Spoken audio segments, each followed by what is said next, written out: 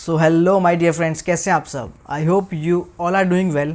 यार आज हम इंटरनेशनल लॉ का एक और टॉपिक समझ लेते हैं जो काफ़ी इंपॉर्टेंट है। आपने इस टर्म को काफ़ी बार सुना होगा जिसका नाम है जस कोजेंस। कोई इसे जूस कोजेंस भी पढ़ता है, अपनी अपनी प्रोनाउंसिएशन है, उसमें कोई दिक्कत नहीं है। लेकिन ये जो वर्ड है, ये जो टर्म है जस कोजेंस, ये क्या है, इसके अंदर क्या क्या चीज़ें आती हैं, सारी चीज़ें हम इस वीडियो में समझने वाले हैं। तो चलिए फटाफट से शुरू करते हैं। तो जस्ट कोजेंस का मीनिंग अगर आप देखेंगे तो इसका मतलब होता है कंपेलिंग लॉ। कंपेलिंग लॉ का मतलब ये है कि एक ऐसा कानून या फिर कुछ ऐसी चीज़ें जो आपको मानना ही पड़ेगा, आप उसके लिए कंपेल हैं। जैसे मान लो आपकी मम्मी ने कुछ कह दिया, तो हो सकता है कि वो काम ज़रूरी ना हो उस टाइम पे, या हो सकता है काफ़ी ज़्यादा ज़रूरी हो। तो अगर जो चीज़ काफ़ी ज़्यादा ज़रूरी है, माननी ही पड़ेगी, तो उसे आप क्या कह सकते हैं, जस्ट कोजेंस। ठीक है, तो मीनिंग समझ में आ गई। नाउ इसको डिफ़ाइन किया गया है article 53 of Vienna convention of law of treaties जो है, उसको ये उसमें ये डिफ़ाइन है। अब उसमें क्या डिफ़ाइन है ज़रा वो समझते हैं। जैसे a peremptory norm of general international law accepted and recognized by the international community as a norm from which no derogation is permitted। इसका मतलब है कुछ ऐसा norm of general international law, एक जनरल इंटरनेशनल लॉ का एक ऐसी norm, ऐसे नॉर्म्स जो कि एक्सेप्ट किए हैं और रिकॉग्नाइज किए हैं by the international community. International community में ना ही कोई एक देश आता है, ना ही कोई एक या दो या तीन या चार, ऐसे कोई देश नहीं है। कम्युनिटी मतलब सभी देशों की community. As a norm from which no derogation is permitted, जिससे आप भाग नहीं सकते। ऐसे नॉर्म इंटरनेशनल लॉ के जो कि इंटरनेशनल कम्युनिटी ने एक्सेप्ट करे हैं, रिकॉग्नाइज किए हैं, और कोई भी हो आप उससे भाग नहीं सकते या अपना पीछा नहीं छुड़ा सकते। ठीक है, सिंपल लैंग्वेज में ये है। तो ठीक है, मीनिंग एंड डेफिनेशन क्लियर है। नाउ अब देखो, ये काफ़ी इंपॉर्टेंट चीज़ है, आपको इसके बारे में काफ़ी सारी चीज़ें पता होनी चाहिए। तो जो जो इंपॉर्टेंट है मैं सारी लेके आया हूँ, तो वीडियो पूरा एंड तक देखना ताकि इसमें आपका कोई डाउट ना रह जाए। ठीक है, तो अब इसके कुछ की फीचर्स हैं, की फीचर समझ लेते हैं। जैसे बाइंडिंग ऑन ऑल स्टेट, ये सभी स्टेट्स पे बाइंड होगा। ये यूनिवर्सल इन नेचर है, बाइंड होगा, चाहे आप इसे एक्सेप्ट करो ना करो, करना ही पड़ेगा। ठीक है। सेकंड इसका की फीचर है कि नो डेरोगेशन, भाग नहीं सकते। Cannot be modified by treaties और अग्रीमेंट्स, आप चाहे ट्रीटी कर लो चाहे एग्रीमेंट कर लो, उससे भी आप इसे मॉडिफाई नहीं कर सकते हो। तो ये इसके दो की फीचर्स हैं। तीसरा देखते हैं, higher authority than ordinary customary international law. इसकी अथॉरिटी हायर है, जो हमारे ऑर्डिनरी कस्टमरी इंटरनेशनल लॉ है उनसे काफ़ी ज़्यादा ये वैल्यू रखता है। ठीक है। Now next is violation attract state responsibility and sometimes individual criminal liability. अगर आपने इनको तोड़ने का प्रयास किया या फिर आपने इनको वायलेट किया एक्चुअल में, तो उस देश की रिस्पॉन्सिबिलिटी फिक्स की जाएगी कि भाई कौन सा देश है ज़रा देखें। और कभी कभी अगर इंडिविजुअल ने ही किया है तो इंडिविजुअल की क्रिमिनल लाइबिलिटी भी फिक्स हो सकती है इंटरनेशनल लॉ में। समझ गई कितनी इंपॉर्टेंट चीज़ें हैं। जैसे एग्जांपल से समझिए, जैसे हमें पता है कि कुछ देश ऐसे हैं जो कि इंडिविजुअल की लिबर्टी या फिर उनके कानून कुछ ऐसे हैं कि जो बाकी सबको समझ नहीं आते। जैसे नॉर्थ कोरिया, ठीक है, वहाँ काफ़ी सारी बंदिशें हैं, कुछ ऐसी चीज़ें हैं, मतलब वो कुछ किसी भी प्रिंसिपल को मानते नहीं हैं, उनका अपना ही चलता है। इंटरनेशनल कम्युनिटी क्या बोले क्या ना बोले वो अलग चीज़ है। ठीक है, तो हमें पता है भाई ये देश जो है ये तो नहीं मानेगा, तो हमने उस देश को एक अलग फिक्स कर दिया ना कि यार ये देश तो संदेह के घेरे में है, वहाँ ना जाओ, ना उससे रिलेशन रखो, ना ही वहाँ के लोगों से कोई कॉन्टेक्ट, ऐसा कुछ है नहीं। इंडिया का भी कोई रिलेशन नहीं है नॉर्थ कोरिया से। क्यों? क्योंकि वो एक अलग है, हमें नहीं पता भाई वो जस्ट कोजेंस भी मानेगा या नहीं मानेगा। अब ये जस्ट कोजेंस में क्या क्या आते हैं वो तो हम आगे बात करेंगे। ठीक है, ऐसे देश का एग्जांपल हो गया, और कभी कभी इंडिविजुअल की लायबिलिटी भी इससे फिक्स हो जाती है। तो ये इसकी कुछ की फीचर्स है, ज़रूर याद में रखना। नाउ नेक्स्ट हम देखते हैं इसका एग्जाम्पल्स देखो आपके सामने हैं, पढ़ सकते हो, मैं बता देता हूँ।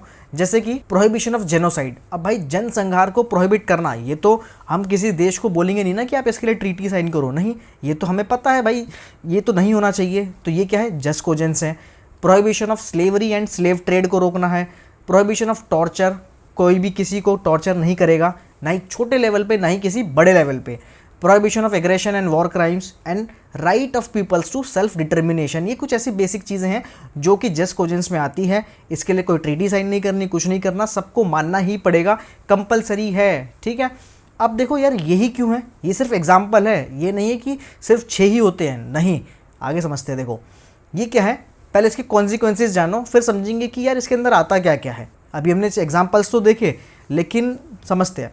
देखो इसका कॉन्सिक्वेंस क्या होगा, अगर any treaty conflicting with jus cogens बिल्कुल वाइड हो जाएगी, ये आर्टिकल 53 ही कहता है। उसके बाद स्टेट की रिस्पॉन्सिबिलिटी फिक्स की जाएगी, अगर किसी ने इसे तोड़ा है तो ऑब्लिगेशन एर्गा ओमनेस, मतलब सभी इंटरनेशनल कम्युनिटी की रिस्पॉन्सिबिलिटी है कि वो ध्यान में रखे कि जस्ट कोजेंस कहीं वायलेट तो नहीं हो रहा, स्टेट के अंदर भी नहीं होना चाहिए, स्टेट के आपस में भी नहीं होना चाहिए, इंडिविजुअल के साथ भी नहीं होना चाहिए, ठीक है। तो हर कोई पूरी कम्युनिटी एक दूसरे में चेक एंड बैलेंस रखेगी कि भैया जस्ट कोजेंस वायलेट नहीं होने चाहिए। तीसरा है यूनिवर्सल ज्यूरिसडिक्शन है इसकी, वही कि कहीं भी लग सकता है कि भाई इसमें एक बहुत अच्छा केस है टॉर्चर कन्वेंशन केस। अगर आपको इस केस के बारे में पता है तो बहुत अच्छी बात है, नहीं पता तो आप बताना है आपको क्या क्या केसेस चाहिए। वैसे मैंने काफ़ी सारे केसेस की वीडियो ऑलरेडी डाल रखी है, वो आप देख सकते हैं, ठीक है। तो यूनिवर्सल ज्यूरिसडिक्शन है, कहीं भी लग जाएगा। इसके लिए ऐसा नहीं है कि भाई हमने तो कोई साइन ही नहीं किया, हम तो नहीं मानते, no no no, international community सभी देशों पे ये लगने ही लगने हैं जस्ट कोजेंस, ठीक है, ऑटोमेटिकली। तो ये इसके कॉन्सिक्वेंसेस हैं, आप इसे नोट कर सकते हैं। इसके बाद कुछ इंपॉर्टेंट केसेस की रेफरेंस हैं, जो कि इंपॉर्टेंट केसेस तो बहुत सारे हो सकते हैं लेकिन कुछ वेरी इंपॉर्टेंट बोल सकते हैं। 3 केसेस हैं, 1970 का, 1998 का एंड 2012 का। पहला है बार्सिलोना ट्रैक्शन केस, इसके ऊपर मैंने वीडियो बनाई हुई है, आप जाकर देख सकते हैं, मैं आई बटन में लिंक भी दे दूंगा, ठीक है।